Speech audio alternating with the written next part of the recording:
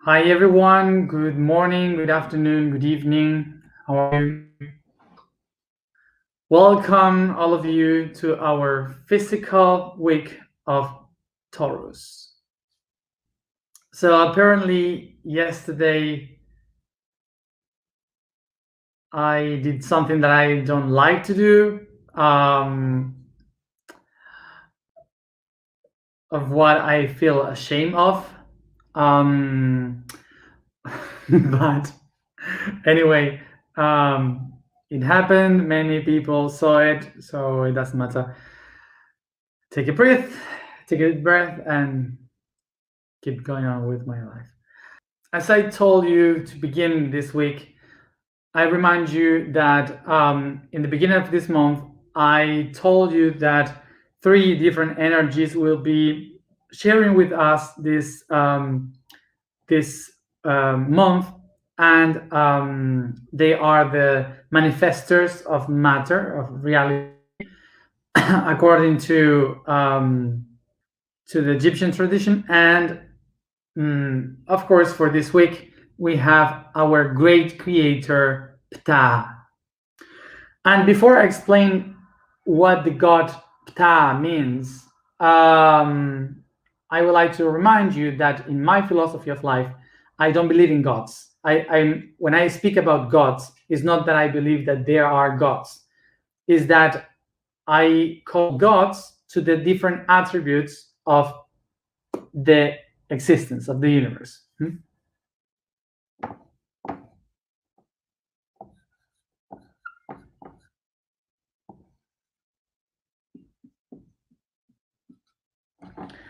Okay. So this is an idea. It's not exactly like this, but this is like how, like kind of an idea. Okay. So let's look into this kind of like that. So in order to see it in this way, Ra is like the divine that creates the concept of the divines called the Nun, which you can divide in air and water, that creates earth and skies. Geb and Nut creates the earth and sky, and they create Ptah. Ptah is the creator of all the things on earth, which divides itself into many pieces, which are the gods of the pantheon of Egypt. At the moment that, at the same time that the air, the water, Nun, Ra, they are like these concepts of creation, big pictures of the creation. So Ptah is the one that creates the parts of the creation.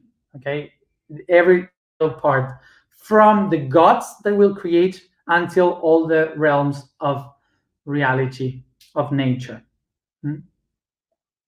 So Ra is not the creator. Ra is the divine consciousness, okay, that it starts to be the creator incarnated in the concept of Ptah. So when you hear about Ptah, you will listen that he was the god of creation, that he was the god of the architects, he was the god of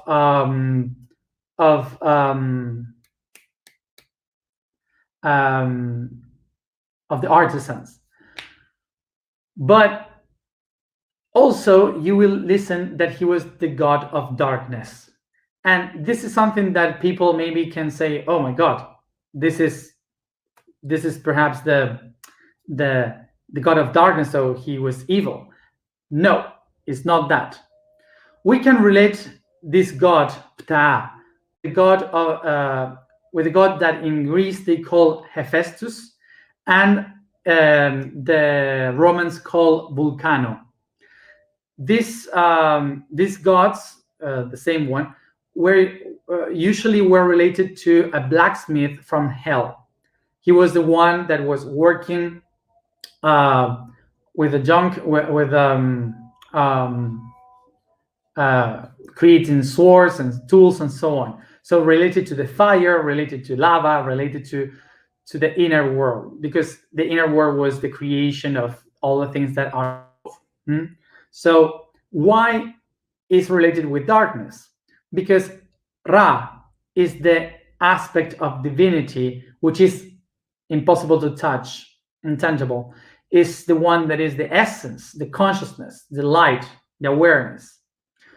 So it's impossible to touch, to perceive.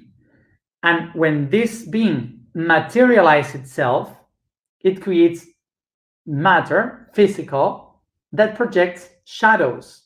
So the physical aspect of the divine creates darkness, creates shadows. So this is why, from the point of view of ancient civilizations, Ptah was not the evil god. It was the god of the manifestation. And that's why they call it darkness, because it was the one that created things that give shadows, that produce shadows. Okay? So you get the idea? Perfect. So this god, Ptah, is the one that materialized the concept of the divinity of the subtle planes and brings it into materialization. So this means that all the concepts that were before around in the eternity now are going to be physical. They will have a structure.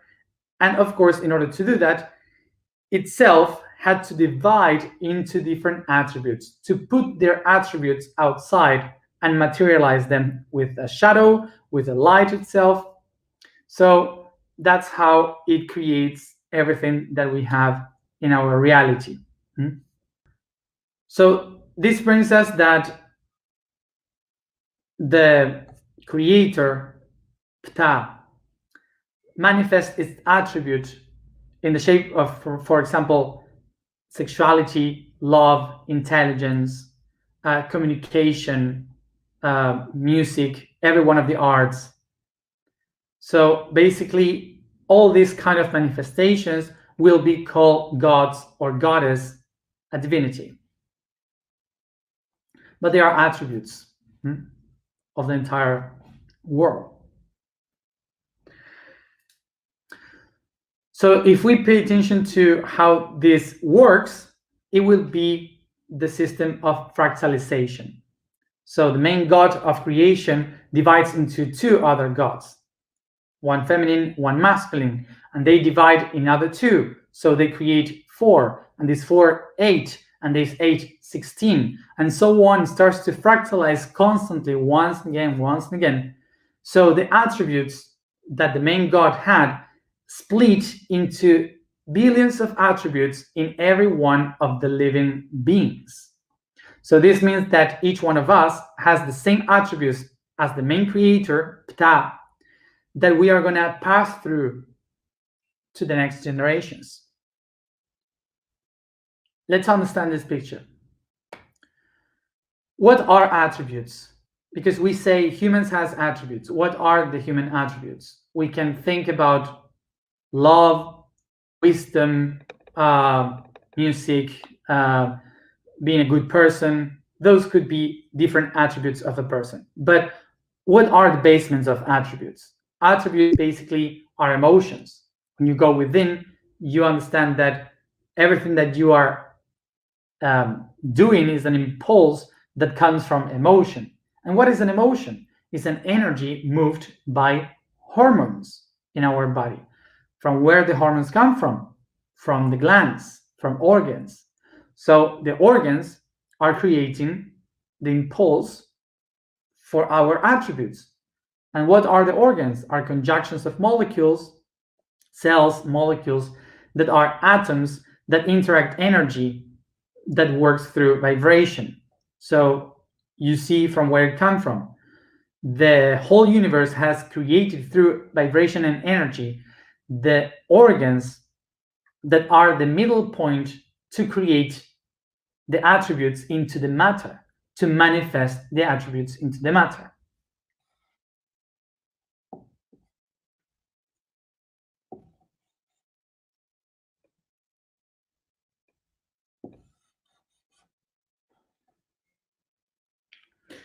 Okay.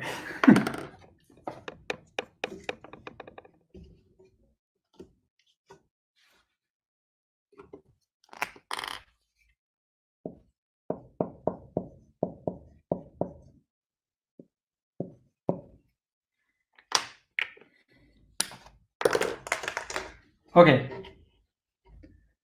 So what we have here, all the lights, sorry. What we have here is the path that it takes for us to awaken the attributes that we call human attributes. So we have here the path of vibration. Vibration creates energy. Then the atoms. The atoms produce cells. The cells create organisms connected to what we call chakra. And then the organ produces harmony, that produces emotion, that creates impulses, that awakens attributes. Okay?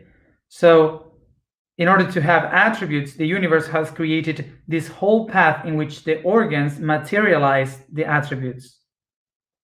The attributes would be just mental concepts in the universe if they are not going through all this process until materialize themselves. So the organs itself would be the when we speak about materialization and materializing the divine into the matter, the ethereal into the physical, what we have is that chakra and organ, they join together to create like a passage, like a process that that enables the universe to manifest the divinity into the matter.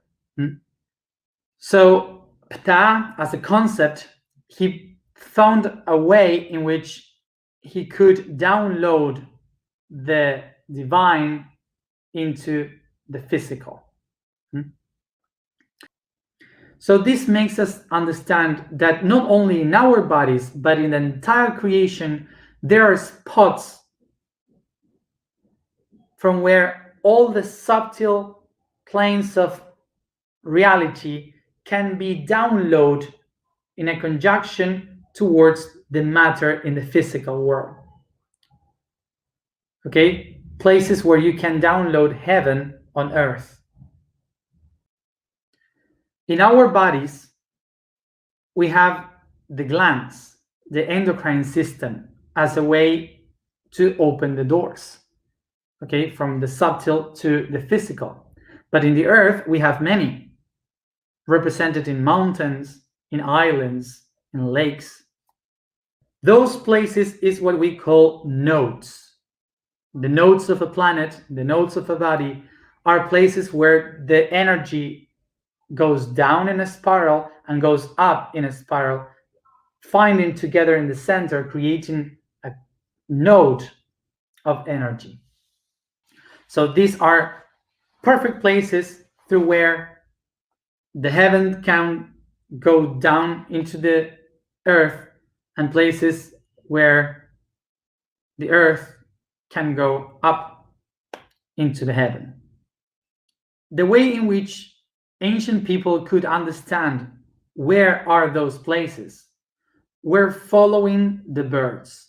The birds, observing the skies, the clouds, and everything, they were like trying to picture the images of what these people could, these gods could download from heaven. So the birds were the first ones on notice that portal. How? Because they were in circles. So they were following the birds flying in circles. And if the birds repeat that, going very high and going down in the same spot once and again, what they could see is that the birds were telling you where are a portal to the gods, to the heaven. So that's why there were some priests that were just observing birds. Observing birds in Latin, you might say avis spictum. Avis spictum. That is the origin of the word auspice.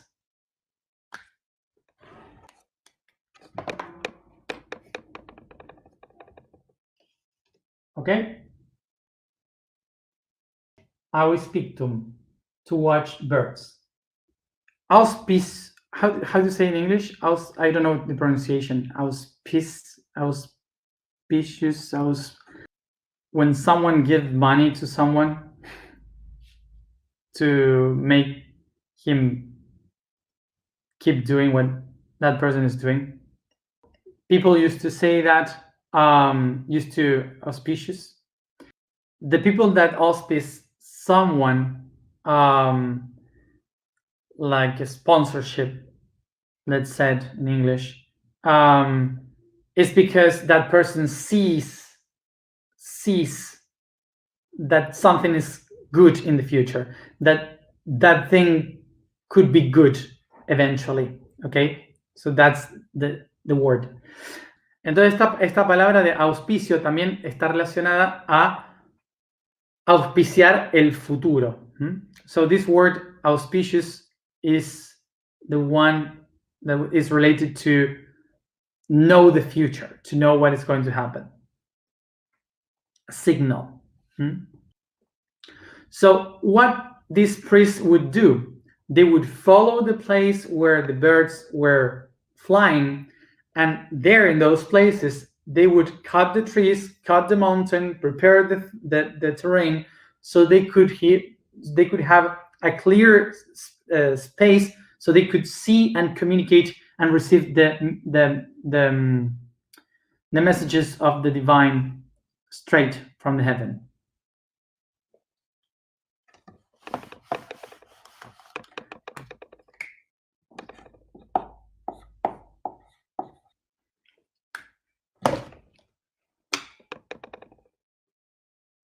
This place was called Temlo.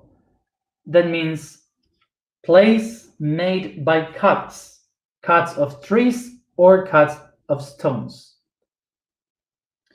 So the reason why we add a P in the center is by pronunciation, because when you say many times Temlo, Temlo, Templo, Templo, Templo, Templo, Templo, Templo, Templo, Templo, a P appears immediately. This is how we get the word temple. As you see here, this is how the word temple starts. Temple is not about a construction. A temple is basically a space that was open so the messages from heaven can be downloaded into the ground. So eventually, in those sacred places, the priests and priestesses started to use the feathers of the birds, condors, the eagle, the hawk, the ravens, the quetzal, vultures, all of them. They started to use all these feathers to decorate themselves, because it was the wisdom. The feathers were the wisdom of these portals.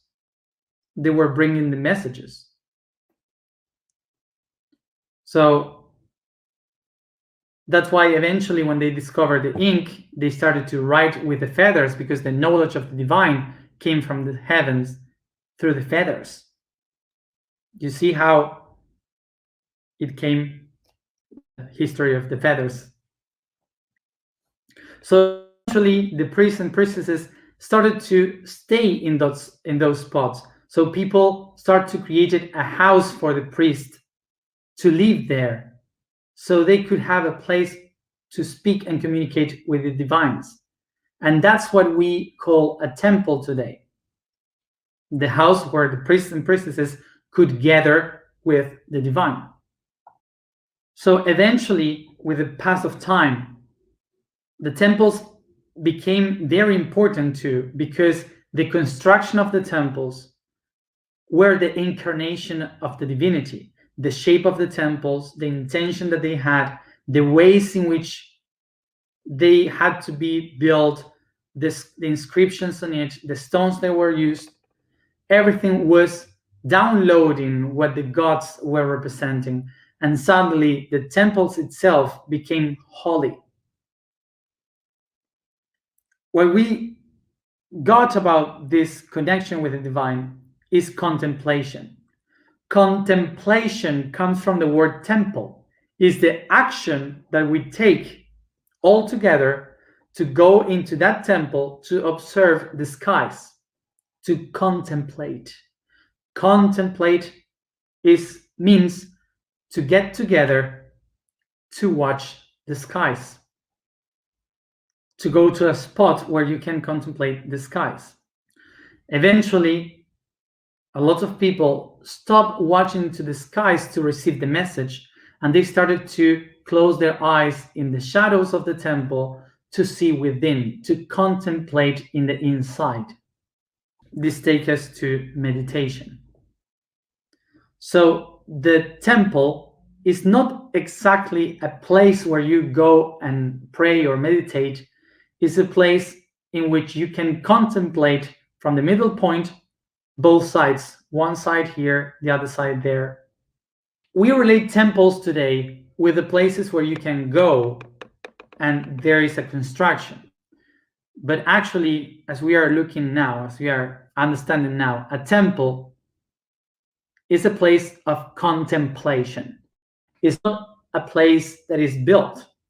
There are many temples, natural temples, as I said, in islands, in mountains, in lakes, in trees, and places that we call ethereal temples, that they are in other dimensions. So it doesn't mean that there is a temple with the shape of a human culture. It doesn't mean that there is a temple of crystals or whatever. It means that it's a place of contemplation. It means that it's a place where you can go and observe outside and within. So now that we know what a temple is, remember that there are temples of many kinds, but all of them are to connect heaven and earth by observation, contemplation. So a temple is a place that was built to seek a spot to contemplate something. So it doesn't matter the religion. It can be a Christian temple as a church. It can be a synagogue for the Jews. It can be a mosque for the Muslim, a temple of Hinduism, Buddhism. It doesn't matter, because all of them were built with one intention, which is to contemplate, to observe the within between heaven and earth. So it doesn't matter in which one you go if you know this. Important to know that a house cannot be a temple unless the house was built and used mostly for contemplation. In a house, you do all your daily stuff, you do many things. It's not only about contemplation. The places, maybe in your house, you can have a room that is only for that, for contemplation. So that could be a temple, or maybe the tree, some tree in the garden. The idea of the temple is basically contemplation, to go within, to observe. So there are places that were precisely done for that, or with intention of just be that. So a place that was done for that is perfect to be a temple. So now we can understand that during our daily life, being unaware and conscious, our body is a body. But when we start to work with a consciousness to become aware, our body becomes a temple. And the body becomes a temple not because within we have the soul. It becomes a temple because we contemplate ourselves, attention to what we need or what we are. So this is why along this path in this next week, we will go through all the systems of our body to try to understand each part of it, each temple that we have within, in order to understand, to contemplate how every organ, every system in our body can be a door between the divinity and the matter towards divinity.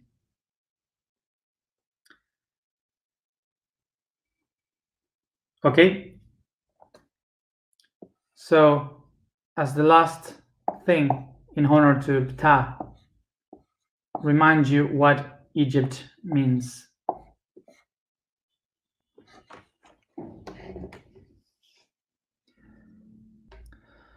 So, name of Egypt, Had Ka Ptah. Had Ka Ptah. Had is house, home, as in Hadhur. Ka, meaning spirit. Ptah, the creator, the house of the spirit of creation. That's the name of Egypt. That the Greek people were not able to say Had Kapta, and they said Egyptos, Egyptos, Egypt. So here we are at the house of the spirit of creation, and by its body, the Nile, it created the